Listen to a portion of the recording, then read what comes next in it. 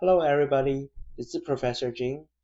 For today's class, we're going to talk about logistic regression, and we will dive into the fundamental concept and the purpose of the logistic regression and how it applies to the health-related scenarios. Here is the learning objectives. From this lecture, you will understand odds and odds ratios in logistic regression and be able to identify and check the assumption for reliable logistic regression results. Learn to fit binary logistic regression model. Assess model fit using deviance, likelihood AUC, AIC, and BIC. And also be able to evaluate model, analyze residuals, and compare their performance. And lastly, discover the method for selecting relevant predictor variables. With these objectives, let's begin our journey. So, what exactly is logistic regression? Well, logistic regression is a statistical technique used to model the relationship between a binary outcome variable and one or more independent variables. Unlike linear regressions, which predict continuous outcomes, logistic regression is specifically designed for a situation where dependent variable is categorical, has two levels. In the context of health-related example, consider a medical study aiming to predict whether a patient will have a certain medical condition or not. The outcome variable will be diagnosis of two levels, 0 for no disease, 1 for present of disease. Logistic regression helps us to estimate the probability of a patient falling into one of these two categories based on certain predictor variables. Now let's discuss why logistic regression is such a powerful tool in health-related research and practice. First, for most, logistic regressions enable us to understand the influence of independent variable on the likelihood of a particular event occurring. For example, imagine we're studying the risk factors associated with heart disease.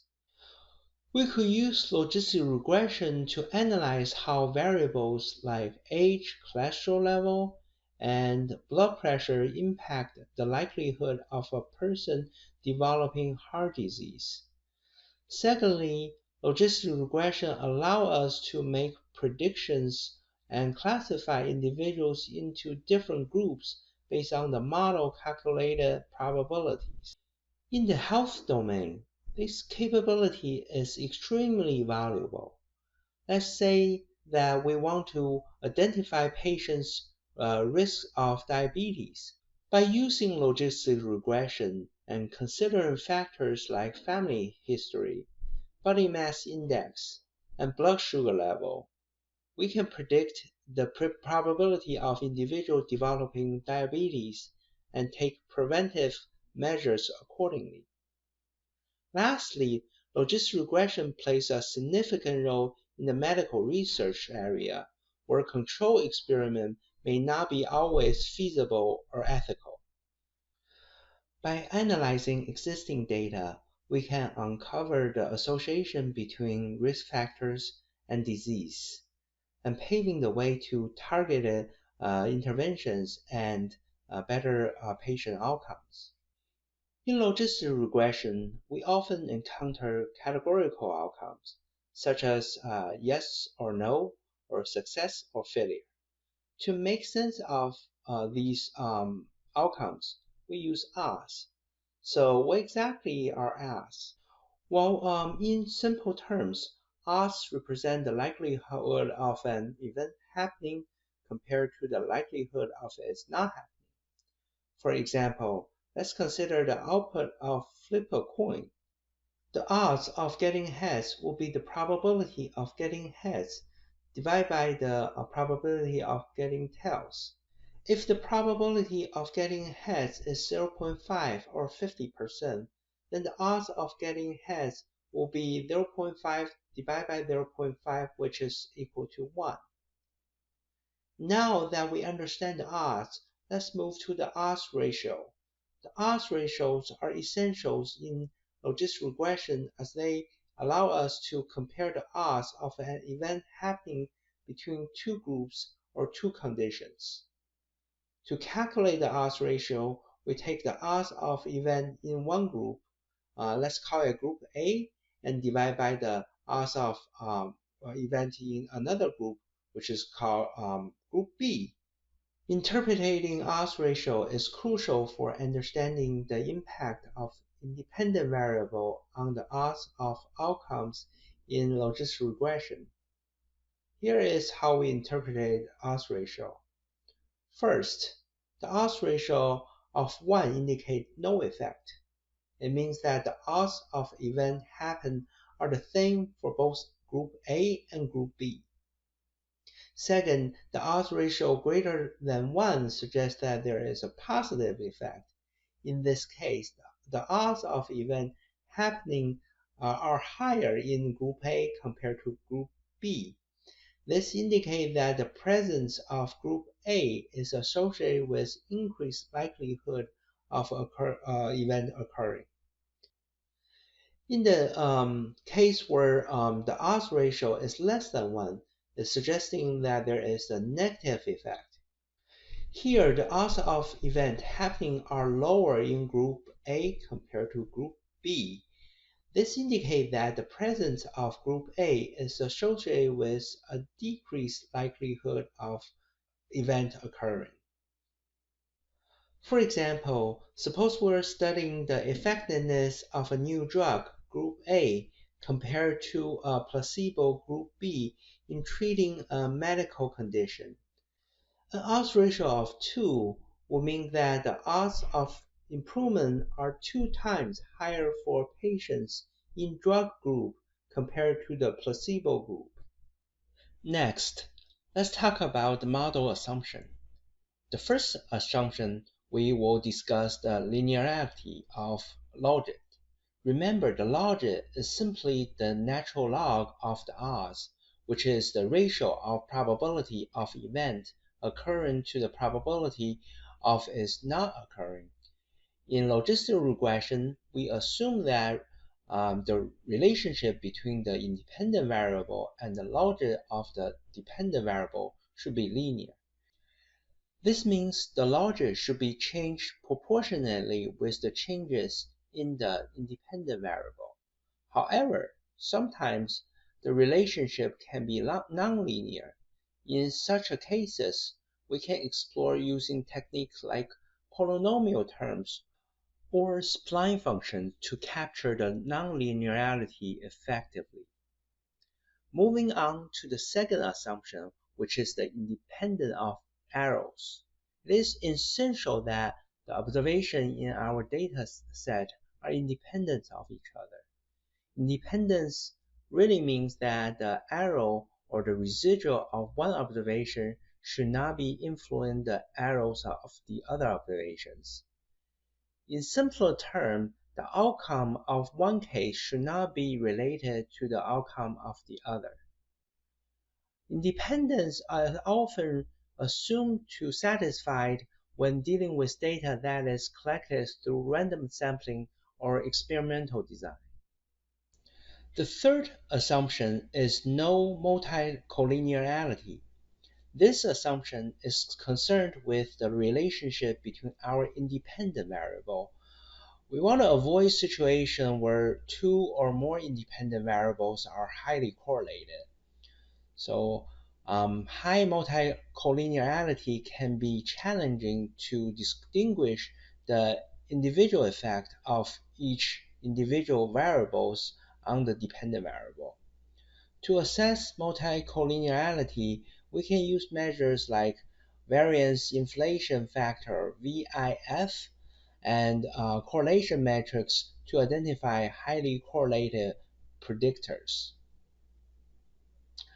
Lastly, the fourth assumption is the large sample size. Logistic regression models tend to perform better with a large sample size. So when we have a substantial amount of data, it provides more information about the relationship between the dependent and independent variables. With larger sample, our parameter estimate becomes more stable and more reliable. However, it is important to remember that there isn't a strict rule about what constitutes a large sample size. It depends on the complexity of the model and the number of predictors. Next, let's talk about fitting a logistic regression model. So there are several types of logistic regression model. The one we're focused on is going to be a binary logistic regression model. So binary logistic regression model is a powerful statistical technique used to predict outcomes with only two possible categories. Imagine scenarios like predicting whether a student will pass or fail an exam, whether a customer will purchase a product, or whether a patient will respond positively to a treatment. In all these cases, we will have binary outcome, meaning the dependent variable is either yes or no, or 0 or 1. Binary logistic regression is designed precisely to handle such situations. So in binary logistic regression, our outcome variable is binary or dichotomized. It takes the value only 0 or 1, representing two possible outcomes. For instance, in a medical study, right, we might use 0 to indicate not cured, 1 indicate cured. Now, what about independent variables? There are predictors, features that we use to make predictions about binary outcomes. For example, in the medical study, the independent variable might include age, gender, type of treatment, and or other relevant factors that could influence the cure. To make binary decision, we set the threshold, often 0.5. If the estimated probability is above 0.5, we predict a positive outcome, which is 1. Otherwise, we predict a negative outcome, which is 0. The decision binary represents the point where the probability is exactly 0.5. Anything above the boundary leans toward a positive outcome, while anything below it will lean toward a negative outcome. So binary logistic regression is most commonly used logistic regression in the medical field. Of course, there are other type of logistic regressions, such as stepwise, multinomial, or ordinal. But those models are more complicated, and it is beyond the scope of this class. So for your research paper or your homework, I will expect you to be able to fit binary logistic regression. So the question is, how do we assessing the fit of a logistic regression model? So basically, we have several tools. So first up, we have deviance. Deviance is a measure of goodness of fit for our logistic regression. Think of it as a way to quantify the difference between our model's predicted probability and the actual observed outcomes. A smaller deviance indicates a better fit of the data. And in other words, if we predict a probability matches observed outcomes closely, the deviance will be lower and our model will be more reliable. The second tool we can use is called likelihood ratio test. So it is another essential tool in our kit. It helps us to compare nested models. So what are nested models? These are models that include or exclude certain predictors. The test evaluates whether adding or removing predictors significantly improve the model fit. It does this by comparing the likelihood of a full model with a reduced model. If the likelihood ratio test yield a significant p-value, then it suggests that the added or removed predictors indeed contribute to the model performance. Next, let's talk about AIC and BIC, which stand for Okaki Information Criterion and Bayesian Information Criterion, respectively. These model selection criteria that balance model fit and complexity. They are designed to help us to avoid overfitting, where the model performs well on the training dataset but fails to generalize to the new dataset. So the lower AIC and BIC values indicate better model fit and parsimony, which means the model is more effective and simpler. Lastly, we have the other two is called Housemore and Lamarchaux test. This test assesses the calibration of our logistic regression model. Calibration refers to the agreement between the predicted probability and the observed outcomes, particularly in the subgroups of the data. The test divides the data into several groups based on the predicted probability and compares the observed and expected outcomes within each group. A high p-value indicates that the model is well calibrated and accurately predicts the outcomes. So how do we test for the goodness of fit of the model? There are three concepts we have to learn. First, let's start with a familiar concept from the linear regression, the R-square. In logistic regression, we use a variant called McFadden's R-square or pseudo R-square. Like in the linear regression, it quantifies the proportion of variance explained by our model. R-square value ranges from 0 to 1, where higher value indicate better fit. For example, an R-square of 0.6 will suggest that our logistic regression model accounts for 60% of the variance in the data. However, it is important to note that unlike the linear regression, achieving higher R-square value in logistic regression is quite challenging, especially with complex data. Next, let's dive into the area under ROC curve, or simply AUC. The ROC curve is a graphical representation of the true positive rate, sensitivity, plotted against the false positive rate specificity at various classification thresholds. The AUC, a single value derived from the ROC curve, is powerful metrics for assessing discriminatory power of our model. The AUC ranges from 0 to 1, where a perfect model will have AUC of 1, indicate that it's perfectly distinguished between the positive and negative incidence.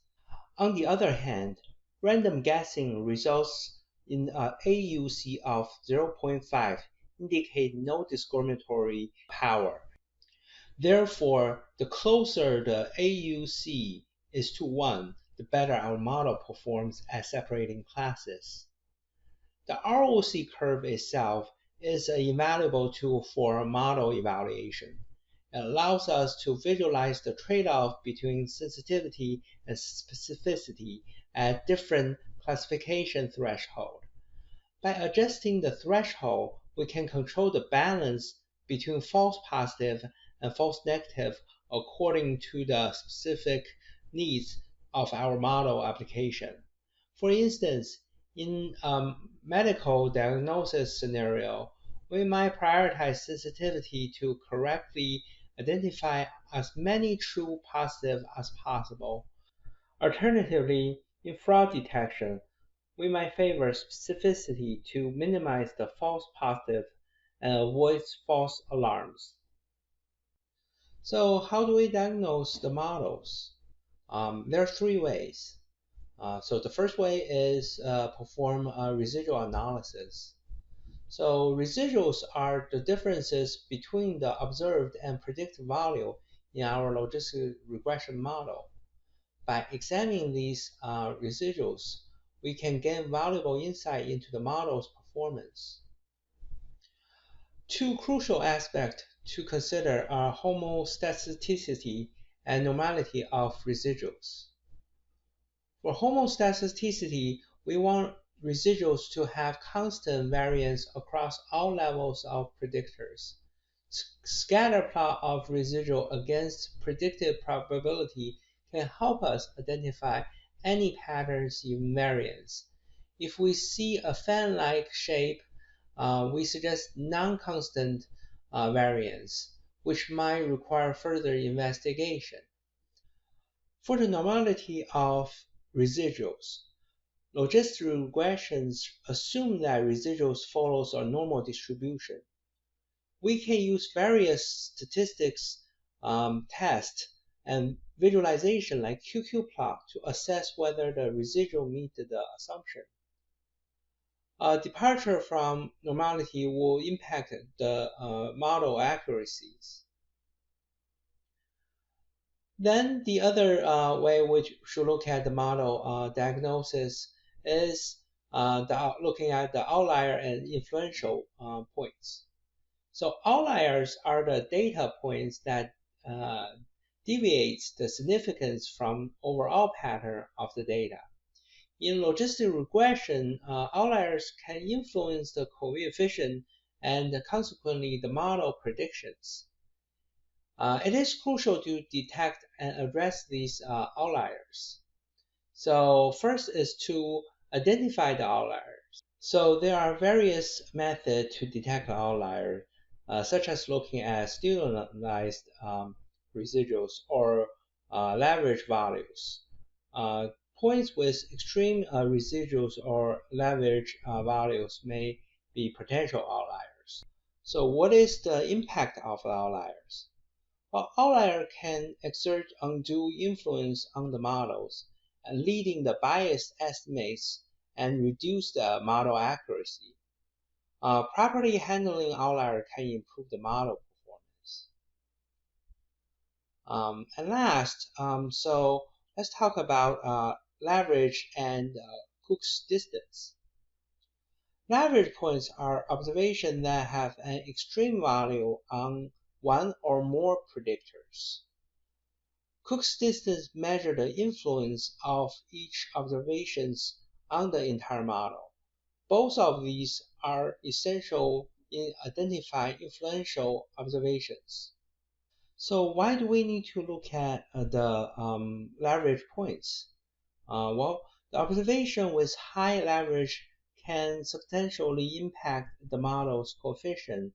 These points have substantial influence on the model fit. Cook's distance, on the other hand, helps us to identify influential observations that can significantly change the model output when removed. It is valuable tool for detecting influential data points. If you build multiple models, how do you compare the model and knows which model is better? So let's talk about this. Let's explore three essential methods for comparing models. The log likelihood ratio test, AIC and BIC comparison, and model selection criteria. So in the previous slide, we talked about this topic a little bit. Let's be more specific and more detailed. Let's look at the log likelihood ratio test first. So this method compared two nesting models where one model is simplified version of the other. We use this test to determine if more complex model significantly improves the fit compared to the simpler one. Essentially, we ask ourselves, does the additional complexity justify the improved fit? We compare the likelihood ratio of two models and calculate the p-value. If the p-value is below a chosen significant level, usually is 0.05, then we can confidently say that more complex model is significantly better at explaining the data. For the AIC and BIC comparison, AIC and BIC are measures that takes into account of both the goodness of fit and model complexity. These criteria help us in our quest to find most appropriate models. Lower AIC and BIC value indicate a better fit and less complex model. Imagine AIC and BIC as judges. They reward a model that explains the data well while penalizing it for having too many features. The idea is to strike a balance between model fit and simplicity. Remember, a model that is too complex may overfit the data, resulting in poor generalization to the new observations. And last, let's talk about model selection criteria. So in addition to logic likelihood ratio tests, AIC and BIC, we have various model selection criteria. Each criterion has its strengths and weakness, and the choice of the best model depends on the context in our analysis. Adjusted R-squared, cross-validation, and other techniques can help us make an informed decision about which model performs better in specific situations. It is essential to weigh these criteria carefully, considering practical implications of our model selection. So last, let's talk about variable selection. So there are three commonly used variable selection methods: forward selection, backward elimination, and stepwise selections. So forward selection is an iterative approach to build a model. We start with an empty model and at each step add the predictors that improve the model fit the most. We continue this process until no further improvement is observed. This method is helpful when we have a large number of potential predictors and want to identify the most influential one step by step. So for backward elimination method, on the other hand, it begins with a model containing all the predictors. In each step, we remove the predictor with the least impact on the model fit. We continue this process until removing any remaining predictors significantly downgrade the model fit. Backward elimination is useful when we have a complex model and need to simplify it by removing less relevant predictors. And last, for the stepwise selection, it is a combination of forward selection and backward elimination. It selects a predictor based on their significance in model and can add or remove predictors in multiple steps. This method is more flexible and can provide us a good balance between adding and removing predictors, but it requires careful interpretation of the results. Thank you.